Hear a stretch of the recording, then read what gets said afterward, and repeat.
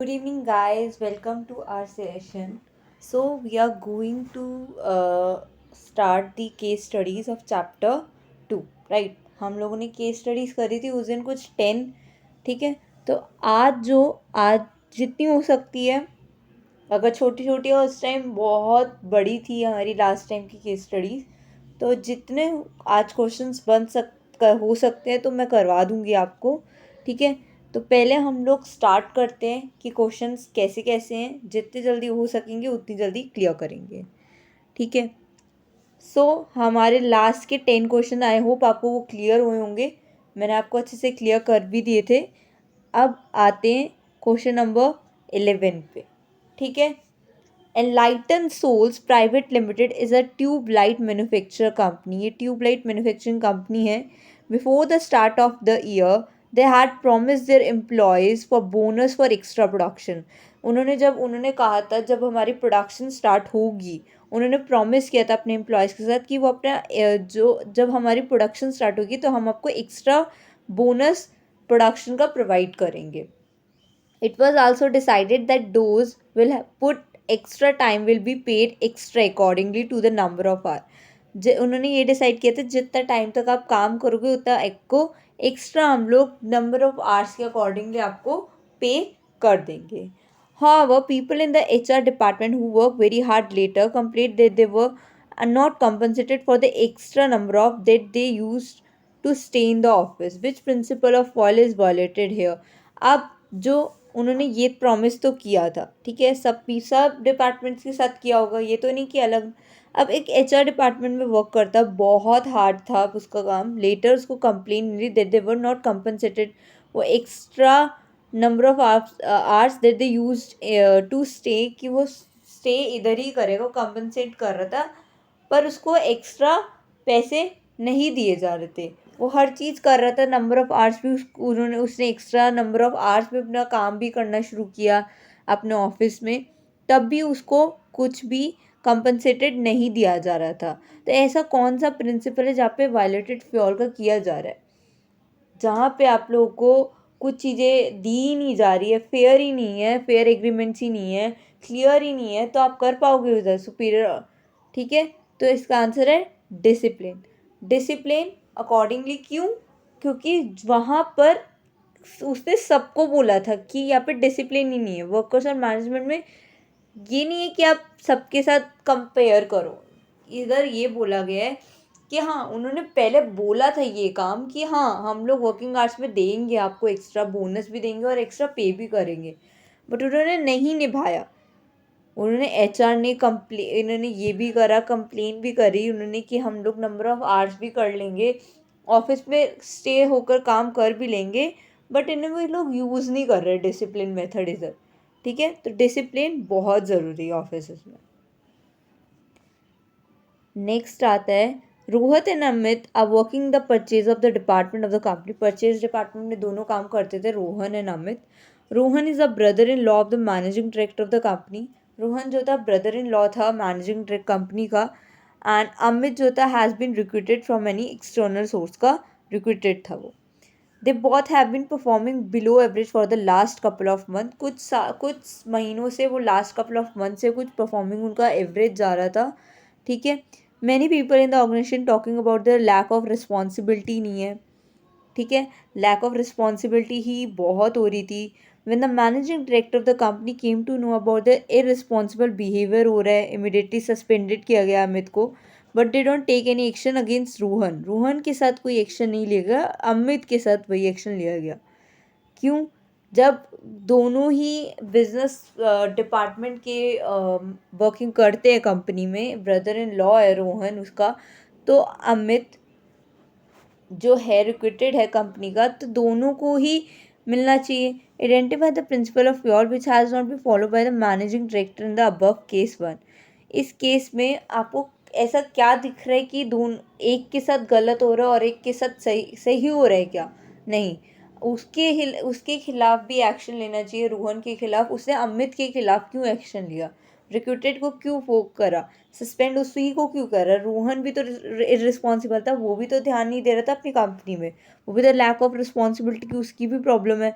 Irresponsible सिर्फ अमित नहीं था, रोहन भी था। तो इधर आंसर क्या दिया गया है? इक्विटी। इक्विटी क्यों? क्योंकि दोनों की गलती थी, दोनों को मिलना चाहिए ना। इधर अगर एक की गलती होती, मानते कि हाँ रोहन समझ रहा है हर चीज़ को, बट नहीं, उधर तो दोनों ही इररिस्पॉन्सिबल थे, दोनों ही अपने बिहेवियर को अपने वो कर रहे थे, तब उसने उसके साथ गलत किया, अमित के साथ। तो equity, answer is equity.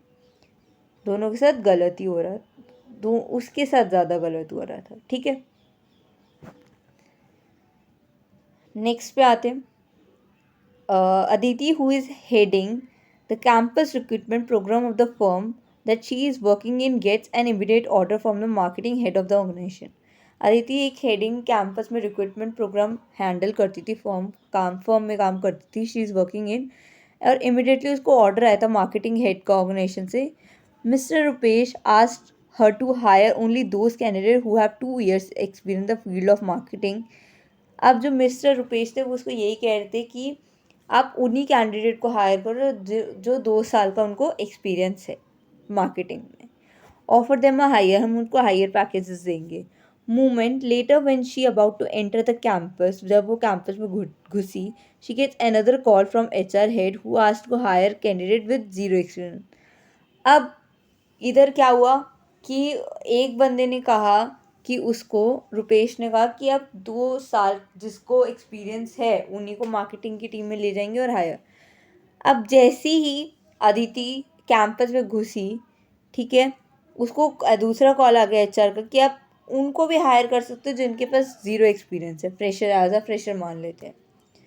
He gives her the logic that such candidate would be expecting lower packages. अब कहते हैं कि हाँ हम लॉजिक करते हैं कि हम लोग एक्सपेक्टिंग लोअर पैकेजेस से कंपैरिजन करेंगे candidate having experience in the industry. Which principles Fayol stand violated here and what is the immediate outcome of the violation of this principle, state the principle. अब इधर एक आपको Fayol का principal बताना है, ठीक है, और ऐसा कौन सी चीज़ थी, एक आपको इमीडिएटली जो आउटकम वायलेट कर रहा है वो बताना।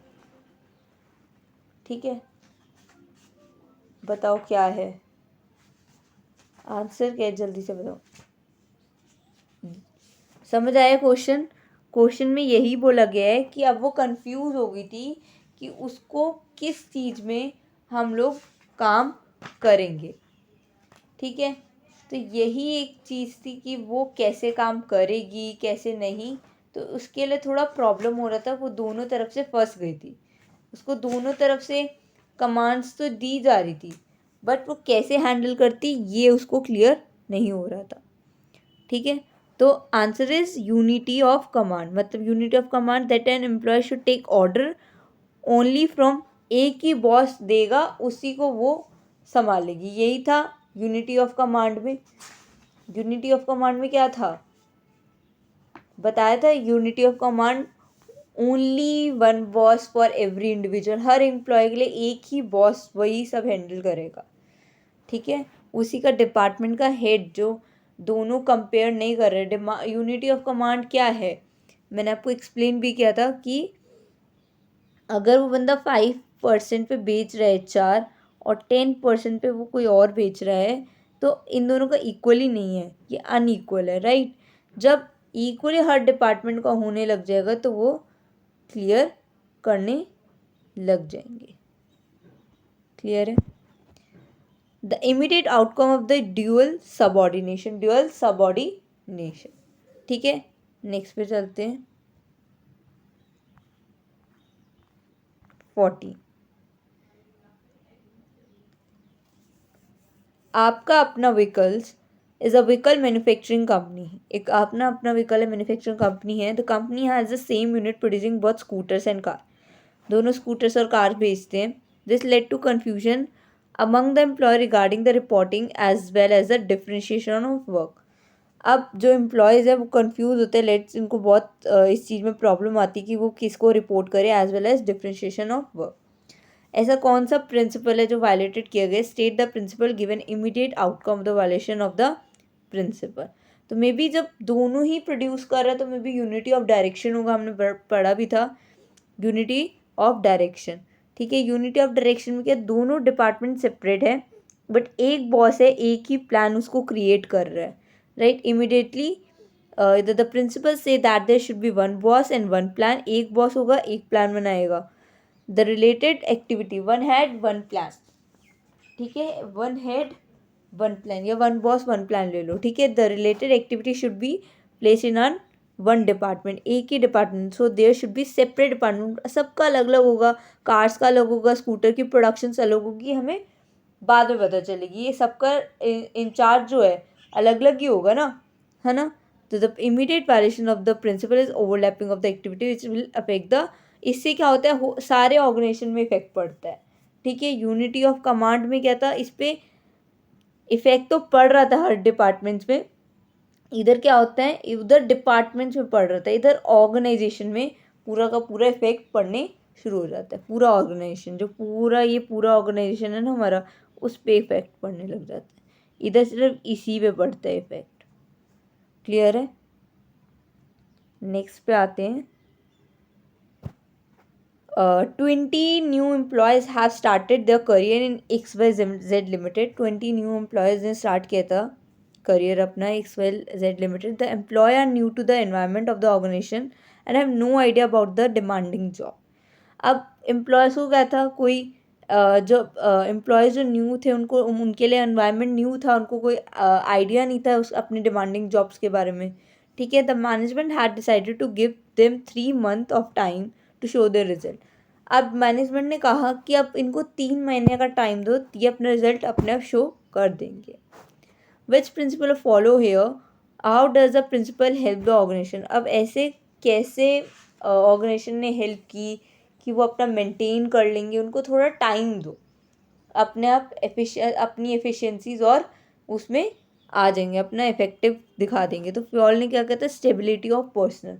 स्टेबिलिटी ऑफ पर्सनल क्या था, सेलेक्टेड कि आपको अपॉइंट कैसे करना है, फिक्स टेन्योर में आपको मिनिमम इतना टाइम दिया जा रहा है, आप इतने टाइम तक अपना कर लो। This principle help to reducing the employ, इससे हमारी एम्प्लॉय की टर्नओवर क्या होती है, कम हो जाती है। इससे एफिशिएंसी ऑफ द ऑर्गेनाइजेशन क्या हो जाता है, इंक्रीज, अपने आप इंक्रीज कर लेता है, ठीक है। देखते हैं जितने हो पाते हैं, ठीक है। Enigma coolers are leading manufacturing in this area, manufacturing है इन एरिया में। They have decided to increase the productivity of their work, अब वो डिसाइड करें कि हम अपनी प्रोडक्टिविटी वर्कर्स की बढ़ाएंगे। For this they have chalk out a plan, उन्होंने एक प्लान बनाया। They will be hiring operational manager who to work at the lower level of management. अब उन्होंने कहा कि एक हम लोग प्लान बनाएंगे, उन्होंने ये उसके बाद ये करा, हायर करने, उन्होंने कहा दे विल बी, हम लोग कुछ हायर करेंगे ऑपरेशनल मैनेजर को जो लोअर लेवल ऑफ मैनेजमेंट में काम करते हैं। They have to decide the 8 manager over a single worker, 8 manager होंगे ओवर अ सिंगल वर्कर, ठीक है। Thus every worker will have to report all these 8 manager, हर किसी की उसको रिपोर्ट देनी होगी, जो भी 8 मैनेजर है उन सबको अपने रिपोर्ट्स देनी होगी। इसलिए वो लोग क्या कर रहे थे, एक ऑपरेशनल मैनेजर रख रहे थे लेवल ऑफ मैनेजमेंट के लिए। Which technique of scientific management is follow here, what will the benefit also to which principle of all will be violated here. तो ऐसा उन्होंने एक प्लान रखा था, क्यों, उन्होंने एक ऑपरेशनल मैनेजर, वो वर्क लेवल की हम लोग डिसाइड करेंगे, हायर करेंगे, ताकि वो ऑपरेट हर चीज़ की रिपोर्ट देता रहेगा। तो मैंने आपको क्लियर कर दिया, फंक्शनल फॉर्मैनशिप में यही होता है। हमारे गैंग बॉस आ जाते हैं, जिन स्पीड बॉस आ जाते हैं, और कौन से थे, इंस्ट्रक्शन, ठीक है, इंस्पेक्टर, ये सारे के सारे हमारे फंक्शनल फॉर्मैनशिप में होते हैं, जो हमें बेनिफिट्स ये सब देते हैं, ठीक है। नेक्स्ट उन्होंने प्रिंसिपल भी पूछा था कि वायलेटेड हो रहा है, यहाँ पे वायलेटेड किसके साथ हो रहा है, फॉल का प्रिंसिपल क्या है यहाँ पे, single worker while have to report 8 different people, एक ही वर्कर काम करेगा और 8 लोगों को बताएगा, मतलब एक पर्सन एक ही हेड को क्लियर कर रहा है, ये भी इसके अंदर पॉइंट है, मैंने बताया। ओनली वन बॉस, मतलब एक ही सिंगल वर्कर बॉस है और बाकी को वो एम्प्लॉयज़ के फॉर्म में बता रहा है, individual, for every individual employees, इनको अलग अलग बांटा हो, ये नहीं सिंगल वर्कर के फॉर्म में ये 8 डिफरेंट पीपल्स काम करेंगे। तो answer is unity of command. Clear है? नेक्स्ट है ABCD EF limited has decided to become the market leader in selling water bottle sale करेंगे। The company decide to take care of all department, कि हम लोग को सारे departments सबकी ध्यान रखना है, डिसाइड्स करने की क्या क्या करना है। The top manager decide to set standard for all business activity. अब टॉप मैनेजमेंट ने डिसाइड किया जो स्टैंडर्ड है बिजनेस एक्टिविटी का वो थोड़ा right from purchase of raw material to manufacturing packaging of the water bottle की हम लोग को सही फॉर्म में परचेजिंग करनी है। ऐसा कौन सा साइंटिफिक टेक्निक है मैनेजमेंट का यहाँ पे यूज़ किया जा रहा है? Name 3 advantages of the technique. Standardisation use किया जाता है, standard of all the business. ठीक है, तो स्टैंडर्डाइजेशन में क्या बताया था, जो उन्होंने मैंने आपको ये बताया था स्टैंडर्डाइज की स्टैंडर्डाइज फॉर्म में अगर हम वो वर्कर्स काम कर भी रहे हैं तो हमें उसको कैसे हैंडल करना है वो चीज़ हमें पता होनी चाहिए। ठीक है, जितनी वो स्टैंडर्डाइजेशन में काम करेंगे, टेलर ने ये कहा था कि supporter of the standardisation, standardise में जितना काम करेंगे उतना ही हम लोग एनालाइज कर पाएंगे अपनी प्रोडक्शन को कि हम लोग कैसा काम कर रहे हैं। ठीक है, अब इनके एडवांटेजेस क्या है? Standard of performance of man and machine can be establish. Man और मशीन का परफॉर्मेंस करने में डिफरेंस है। मैन एक अपने हाथों से काम कर रहा है, ठीक है, मूव कर रहा है, मशीन पड़ी हुई है, वो एक स्टैंडर्ड ऑफ परफॉर्मेंस है। ये मैन और मशीन का हम लोग कंपैरिजन नहीं कर सकते हैं। ठीक है, standard of excellence and quality materials can be establish. अब क्वालिटी और एक्सीलेंस का अलग ही स्टैंडर्ड है, ये भी एक एडवांटेजेस है। एडवांटेजेस पूछे थे ना?